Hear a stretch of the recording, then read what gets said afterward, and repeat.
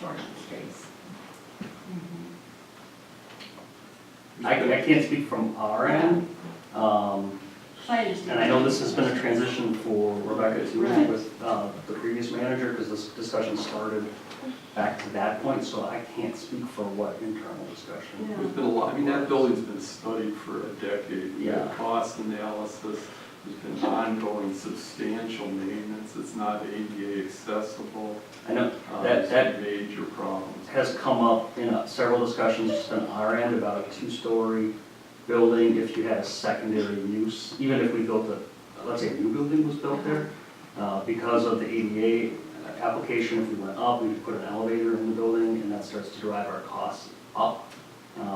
And so if you probably put a second story there for village use, we did look at one quick scenario, and it got fairly, the cost rose pretty quick for putting public use on a second story. Public access, I should say. Yeah. I can't speak for a needs assessment, though, of this space. Right now, I will add that our police department building has significantly more space within that facility. The board has not committed financially to improvements on that space. And that has been an issue that the board has discussed over the last 2 years. When it was mentioned in a prior board meeting, you know, what about the consideration of additional space? I just kindly pointed out the fact that there has been no consensus or desire of the board to expend more funds on the expansion of that existing space that they've purchased. So in the absence of funds to do that, that becomes a more challenging discussion. And where would the station, let's say the village sells the building, the fire department decides it doesn't meet your needs, you're going to replace it with a modern building, where would our fire station relocate during that construction? Right, so we've looked at 3 to 4 options. We don't have a firm option. The best case scenario, although probably the most costly scenario, would be to do a phased construction project and stay on site. We discussed that with the architect we've been working with, although it's probably almost cost prohibitive to do something like that. So we have talked briefly to the police department about the space that Rebecca mentioned as temporary use, where we could go there temporarily and potentially bring on-site accommodations if needed.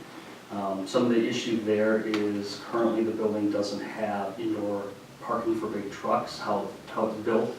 I think the chief has a plan to do that, but I don't know that that would be done in a time depending on our timeline. So we could do something temporary there.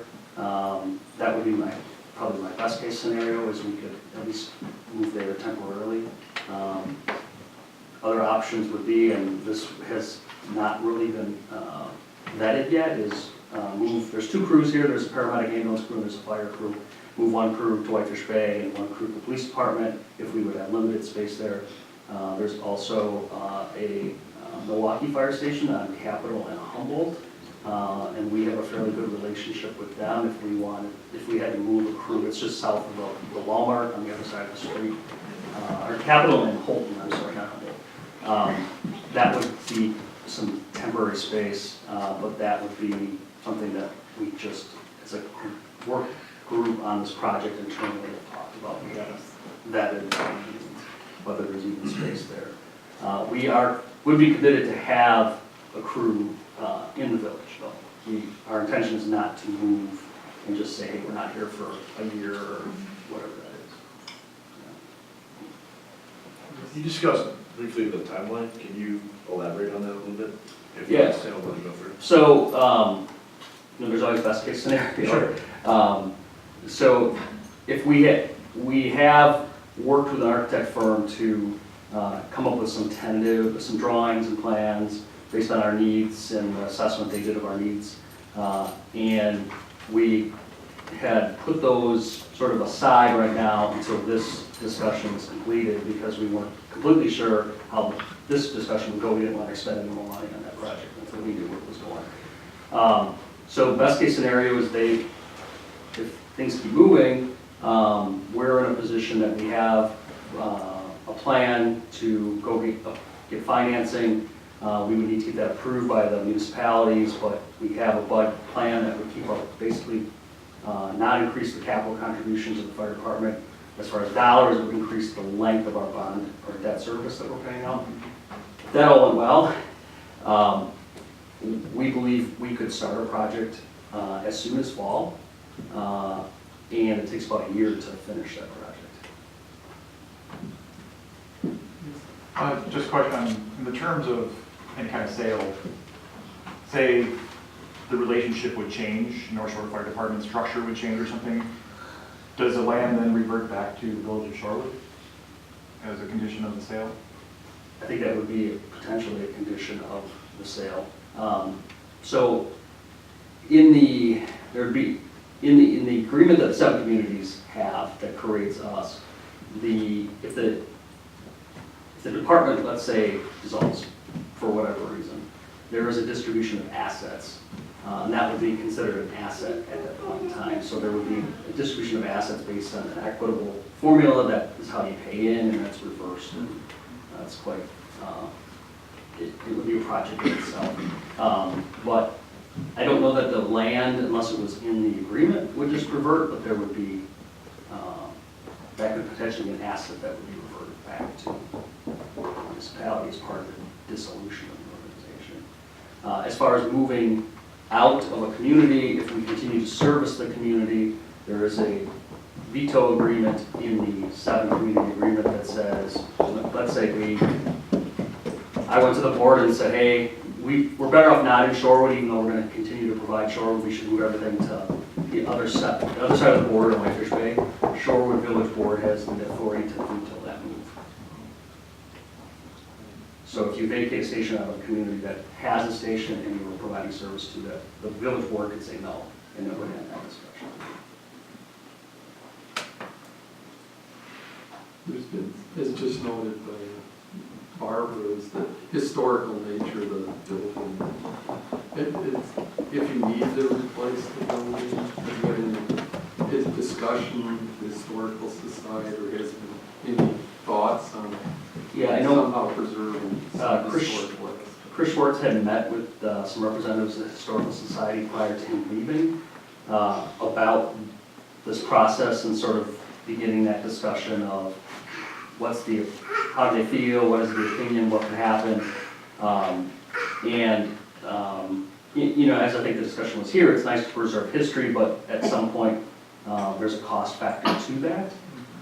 We had, part of our assessment that we hired our architect to do and our consultant was to assess the cost to remodel, renovate type of versus new. And that, just pure dollar discussion, was it's cheaper to build a new building than it is to renovate the current building there because of the extensive issues that exist in the building and the infrastructure. But as far as features, I guess I call it, there has been discussion with our architect firm about a desire to sort of build things in to the project as close as they can to, using new construction, but maybe some of there's some ornamentation in the front of the building, sort of the peaks in the roofs, some similar look to, as close as you can get, a 1-story building to a 2-story building. When you build a fire station, let's call it the garage area, that's a huge mass area to begin with. It may be a 1-story living space, but that ends up becoming 20 feet high.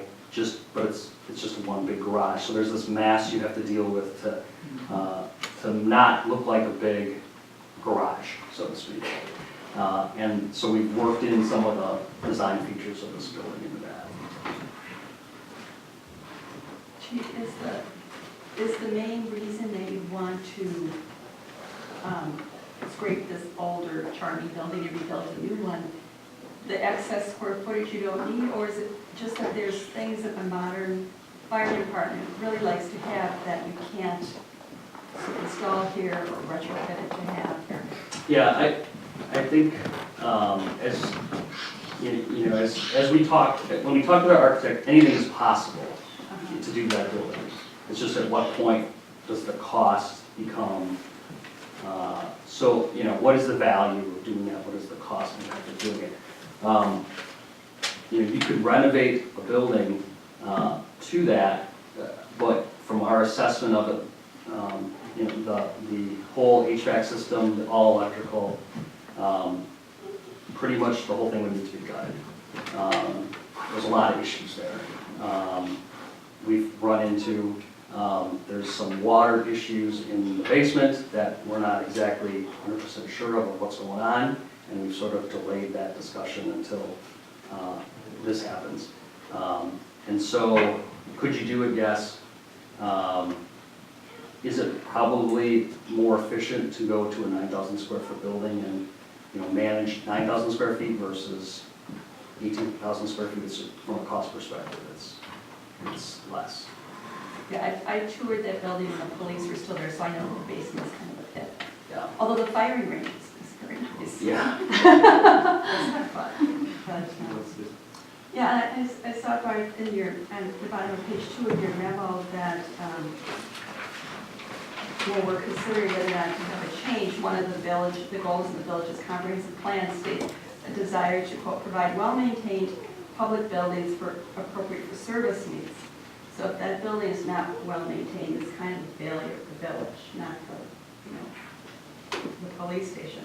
So I'm just kind of wondering, you know, who was responsible for maintenance and why weren't we? We've actually put a lot of money into that Really? building, just trying to keep it going. I mean, the furnace, we just have to put some parts in. I mean, part of the balancing is Yeah. our tax bills. I know. You know, you can't endlessly, it's like you got a house that's just a sink of money, and you've got better, you know, we would want a high efficiency fire department building in our community, in the center of our community. It's, you know, functioning at its peak. So that's one of the reasons the police department moved out. They could not work with the building. Yeah. Well, I know like Central Library, they spend $100,000 a year just on maintenance because we have an older structure.